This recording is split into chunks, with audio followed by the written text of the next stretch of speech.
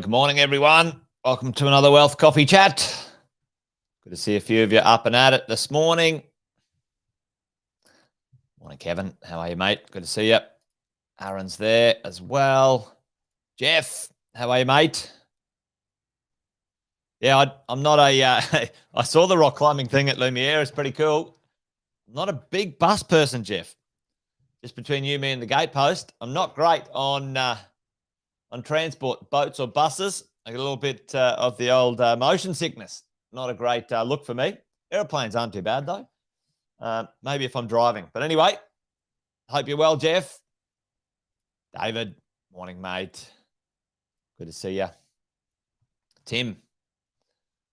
Yes. That is true. I think we're going to see an interesting spring, my friend. That is for sure. Alex, morning, mate. Hope you're well. And one or two Facebook users in behind the veil.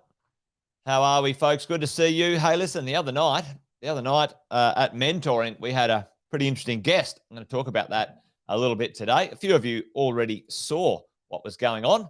But while things warm up, I'll do the quick intros just to make sure that we sort it all out. Jason Witten's my name. Most of you know that. And if you don't, well, hello. Good to have you here. This is what we call a Wealth Coffee Chat. Why are we doing this? Well, most of us here are mad property investors. And we hang out in the morning just to make sure we stay on track for our property investment goals. This thing's a marathon, not a sprint. Takes time to build a property investment portfolio that's got some get up and go on it. And each morning we hang out at about 10 past 8. So welcome along. If you're new, say hello. Great to have you here. And hanging out with us this morning. And Luke's in the house as well. Luke, mate, good morning. Good to see you. So many of you were on the other night, but maybe one or two of you missed out on the show. And we talked about the idea that Australia has got a pretty crazy couple of decades ahead.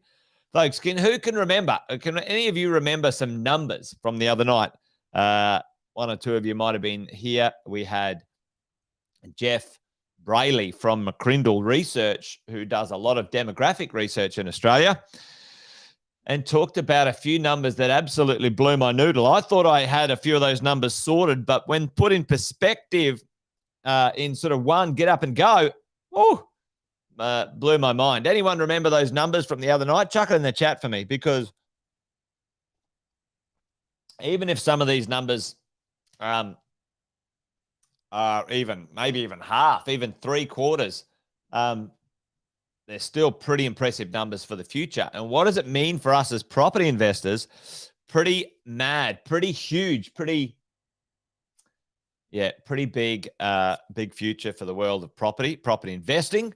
And how do we navigate that is kind of the question, isn't it? Like, what do we do? What can we do as investors to maybe get a piece of this action and make sure we're in the right place? So let's jump into that this morning and let's have a bit of a talk about, what I saw the other night. Big shout out to Jeff and the McCrindle crew. They sent their slides through. We shared them in the mentoring group as well. So, hopefully you can have a bit of a look at those. So who knows what this acronym means? Tell me in the chat. P.I.E.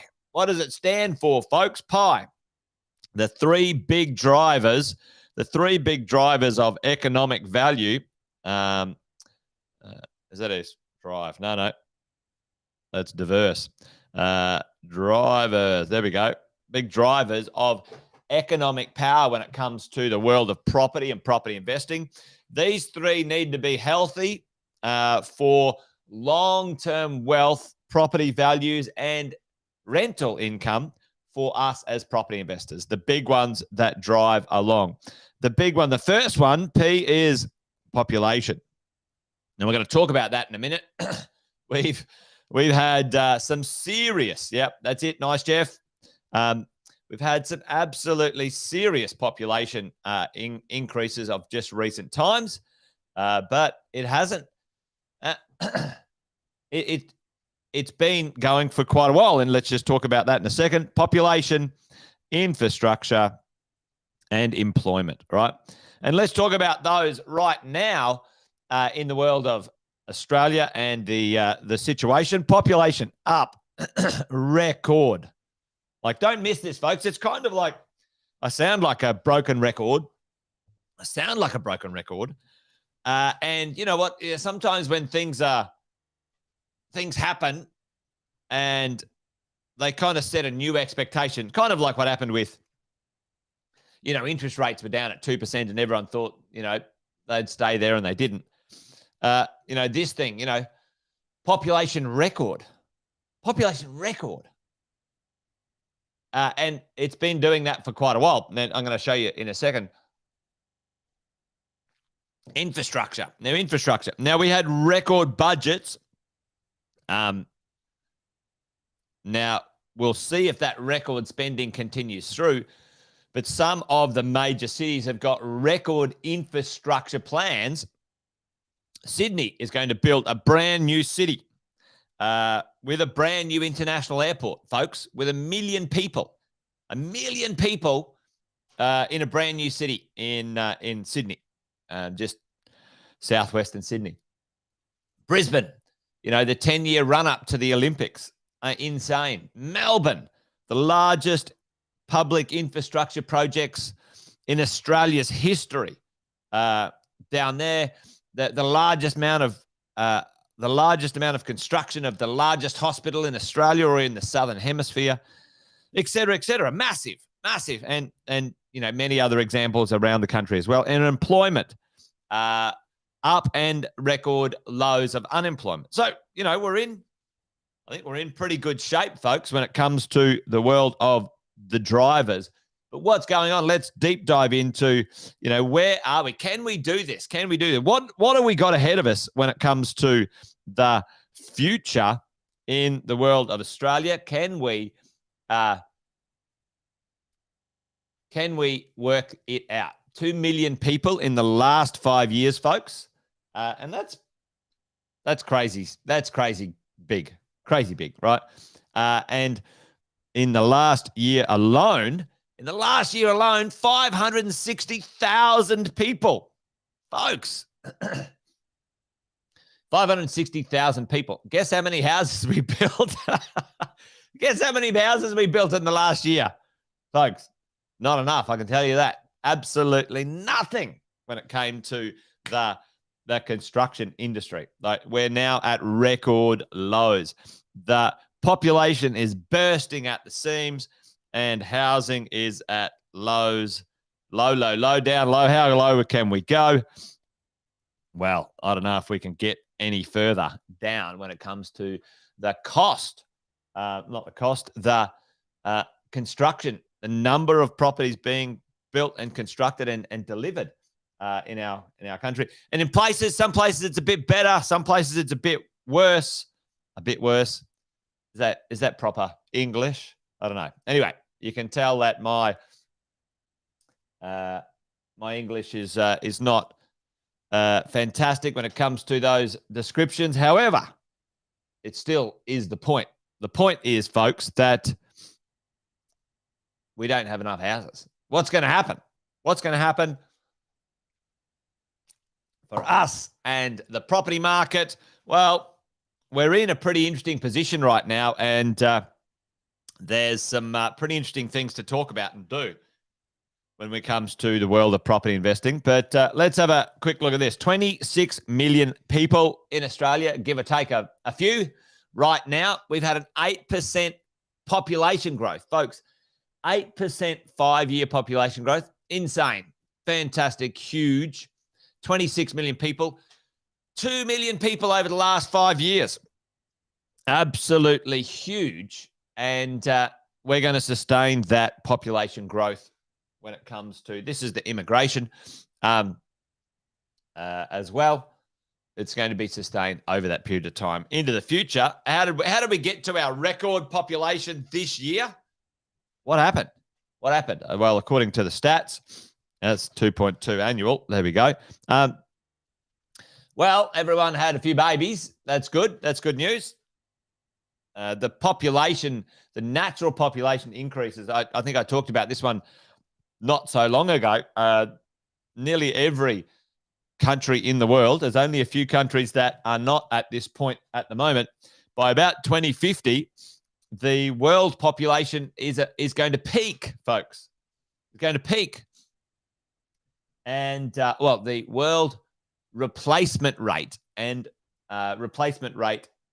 population will peak, and it will slowly decline because we're not having enough babies. Anyway, interesting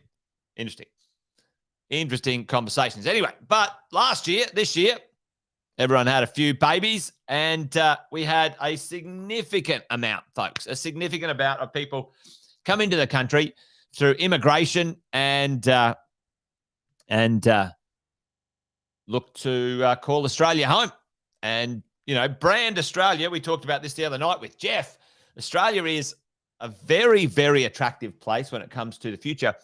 And, what advantages do we have when it comes to attracting people to Australia? Well, there's plenty of advantages, that is for sure.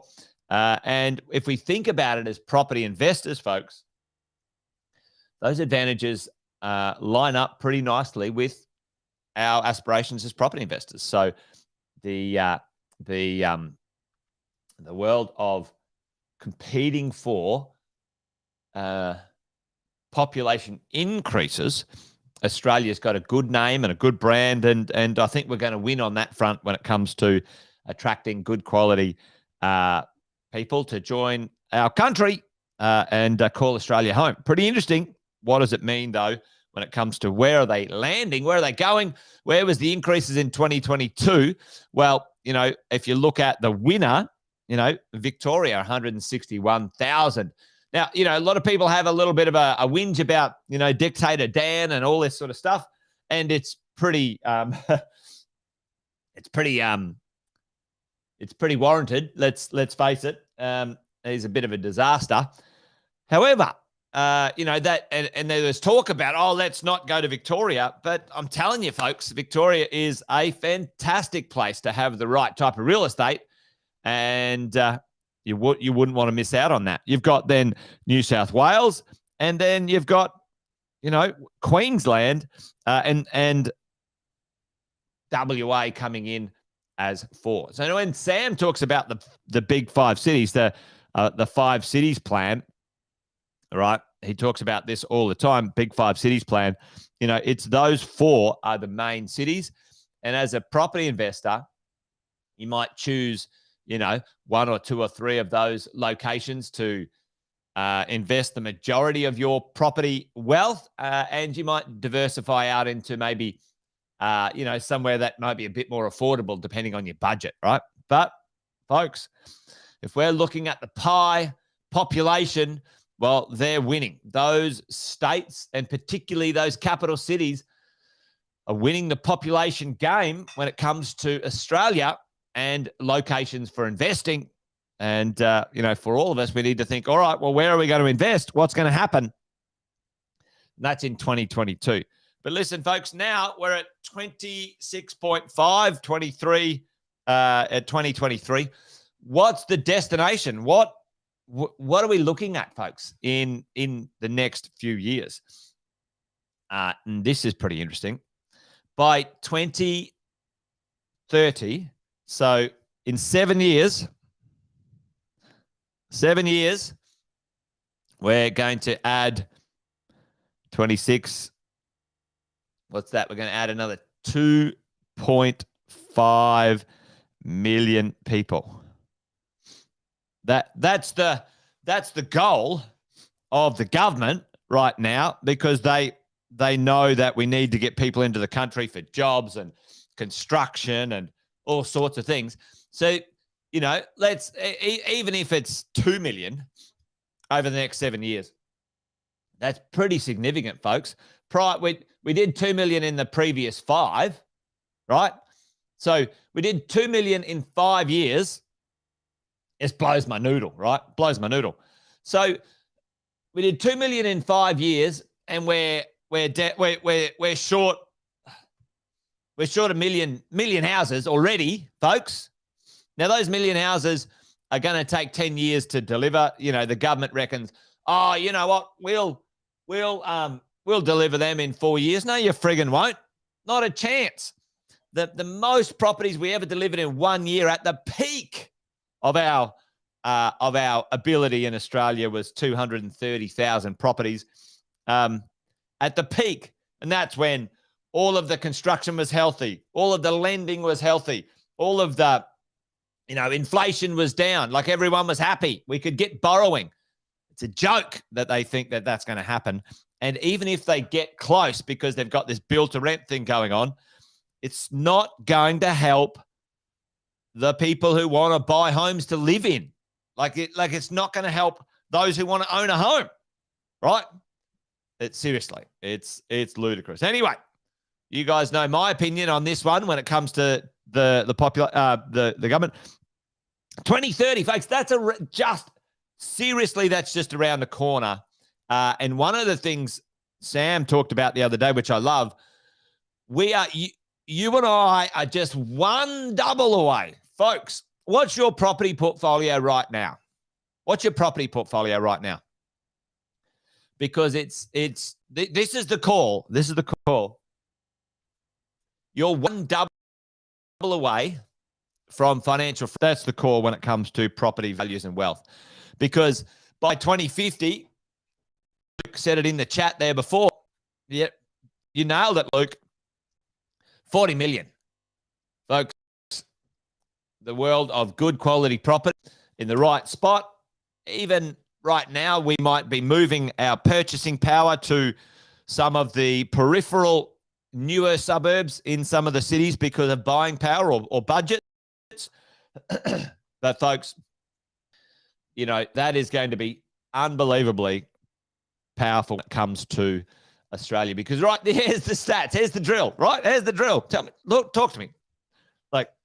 Talk to me, Goose. Today we have 10 million dwellings, according to the statistics. So 10 million dwellings. So 10 million. In the whole time we've been around, this blows me away. In the whole time we've been around, we've built 10 million dwellings. But we need to build another 5.4 million dwellings in the next 25 years. Is that close? 27 years. Come on now. Who even for a second, who for a second thinks we're going to get this done? Are you kidding me? Come on. Check it out, right? We have, in our whole entire colonial history, 200 and whatever years, 220 years, we built 10.8, 200 years. But you know what? In the next 25 years, we need to build another 5.4 million to house another 13 million people. Anyway, interesting. I don't know about you. It seems like a fairy tale that would be even possible to do or have happen. What does that mean for us, folks? What does that mean for us as property investors? I think we're going to be in a pretty good place and space when it comes to the world. Yeah, even if we could get our mojo on, Tim, even if we could get some building back in the country, even if we could, help out the builders who didn't cause this problem in the first place, the government did, they've left builders high and dry in this country. Absolute disgrace. The government in that space and place. There's lots of good builders and developers that could have been helped out with emergency funding and all sorts of stuff. You didn't need to give them a handout, give them some loans. Now you're going to give all these build-to-rent companies from overseas loans to build properties that should have been built by builders that went broke. You guys are a disgrace. Anyway, there you go. Brain dead. Anyway, I'm a bit fired up this morning, but listen, you're right, Tim. Too many delays in the building industry. Not enough support for the right businesses and industry in this country. The government, I think they got their heads up their ass, to be honest. However, what does that mean for us as property investors? Folks, it's a no-brainer. It's a no-brainer. I have never in my 25 years of property investing and watching the market seen the convergence of such positive energy and power for property investing. It's not funny. The number one risk is these lunatic fucking politicians. That's the number one risk. But I can tell you this. You buy some good quality properties that people will be happy to pay more than you did in the future, that are great places to live. Your capacity to generate some wealth and some financial freedom for you and the people that you love is looking pretty good, folks. So don't dilly-dally, don't muck around. I'm telling you right now, if you wait another year or two, you're going to be paying $100,000, $200,000 more than today. And this thing's underway, folks. This thing's underway. It's already happening. The pressures, the powers are there. We're in the driver's seat. Anyway, there you go. Thanks to McCrindle and Jeff and the team for sharing that info and stats with us. But I can tell you right now, there you go. If we're smart about what we get up to as property investors, you got to do your budget. You got to make sure you don't overcommit and stretch yourself. But listen, don't sit around. You got to miss out. And it's time to take some action. If you've been worried, now it's time to get excited because it's on the other side of warrior concern right now, the marketplace. Don't dilly-dally, folks. Anyway, there you go. Wealth Coffee Chat done and dusted this morning. Join me for another one tomorrow, folks. We do this every morning. Well, most mornings. Some mornings in the last couple of weeks have been a little bit overcommitted, but most mornings we get together about 10 past 8 and we talk about what's really going on, what is happening, sort out the fear from the fact. And right now, the fact is the marketplace and the information is looking very, very positive in our direction. If you can get in position as a property investor, then you're going to, get quite a benefit in the next 10 years. And that's not even talking about the $6 trillion that's going to be transferred across generations. I'm pumped. I'm excited. Anyway, I'm all big Kev about this one. Anyway, I'm just rabbiting on now. Folks, good to see you this morning. Thanks for hanging out. Join me tomorrow for another Wealth Coffee Chat. Till then, you guys take care. Remember, this thing's marathon, not a sprint. You got to buy something, keep it. Buy a good piece of real estate. Buy well, don't sell. That's the drill. All right, folks. Adios. Have a good one. Bye-bye.